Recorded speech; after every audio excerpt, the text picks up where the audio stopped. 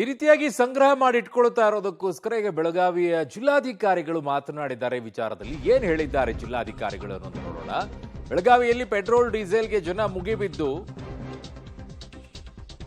ಜನ ಯಾವುದೇ ರೀತಿಯಾಗಿ ಆತಂಕಕ್ಕೊಳಗಾಗಬೇಡಿ ಅಂತ ಜಿಲ್ಲಾಧಿಕಾರಿಗಳು ಸಂದೇಶವನ್ನು ಕೊಡ್ತಾ ಇದ್ದಾರೆ. ಜಿಲ್ಲೆಯಲ್ಲಿ ಸಾಕಷ್ಟು ಪೆಟ್ರೋಲ್ ಡೀಸೆಲ್ ಸ್ಟಾಕ್ ಇದೆ ಅನ್ನೋದನ್ನ ಅವ್ರು ಹೇಳ್ತಾ ಇರೋದು. ಜಿಲ್ಲೆಯಲ್ಲಿ ನಿತ್ಯ 1.38 ಲಕ್ಷ ಲೀಟರ್ನ ಅವಶ್ಯಕತೆ ಇದೆ.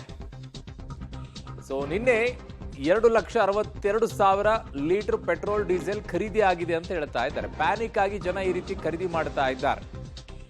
ಜಿಲ್ಲಾಧಿಕಾರಿಗಳು ಹೇಳ್ತಾ ಇರೋದು ಪೆಟ್ರೋಲ್ ಸ್ಟಾಕ್ ಮಾಡೋದ್ರಿಂದ ಅಪಾಯ.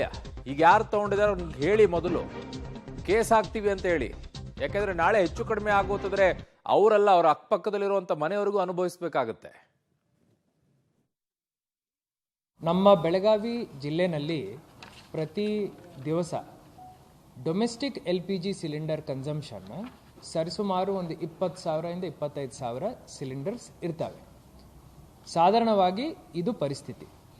ಈಗಿನ ಪರಿಸ್ಥಿತಿನಲ್ಲಿನೂ ನಾವು ದಿನಕ್ಕೆ 20,000 ಸಿಲಿಂಡರ್ಸ್ ಕೊಡಲಿಕ್ಕೆ ನಮಗೆ ಕೆಪಾಸಿಟಿ ಇದೆ. ನಮ್ಮ 3 ಮೇಜರ್ ಕಂಪನೀಸ್, ನಮ್ಮ oil manufacturing companies BPCL, HPCL, IOCL, ಇವರ ಕಡೆ ಆ LPG ಕೊರತೆ ಇಲ್ಲ. ಇದು ಯಾಕೆ ನಾವು ಹಿಂಗೆ ಹೇಳ್ತಾ ಇದ್ದೀವಿ ಅಂದರೆ, ಕಮರ್ಷಿಯಲ್ LPG ಸಿಲಿಂಡರಲ್ಲಿ ಪ್ರತಿ ದಿವಸ ನಮಗೆ 1,600 ಸಿಲಿಂಡರ್ ಬೇಕಾಗುತ್ತದೆ. ಇದು ದೊಡ್ಡ ಸಿಲಿಂಡರ್ ಇರುತ್ತದೆ, 19.2 kg ಸಿಲಿಂಡರ್ ಇರುತ್ತೆ. ಈ ಸಿಲಿಂಡರಲ್ಲಿ ಸರ್ಕಾರ ಮಟ್ಟದಿಂದ ಸ್ವಲ್ಪ ರೇಷನಿಂಗ್ ಮಾಡಬೇಕು, ನೋಡಿಕೊಂಡು ಇದರದ್ದು ಬಳಕೆ ಮಾಡಬೇಕಂತ ಹೇಳಿದ ನಂತರ 1,600 ಸಿಲಿಂಡರ್ಗಳ ಪೈಕಿ ಸದ್ಯಕ್ಕೆ ನಾವು 600 ಇಂದ 700 ಸಿಲಿಂಡರ್ ಕೊಡಲಿಕ್ಕೆ ಆಗ್ತಾ ಇದೆ. ಇದರ ಬಗ್ಗೆ ಏನು ಪ್ಯಾನಿಕ್ ಇಲ್ಲ.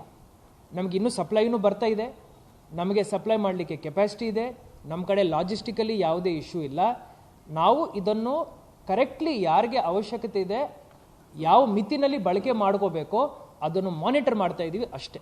ನಮ್ಮ ಬೆಳಗಾವಿ ಜಿಲ್ಲೆನಲ್ಲಿ ಪ್ರತಿ ದಿವಸ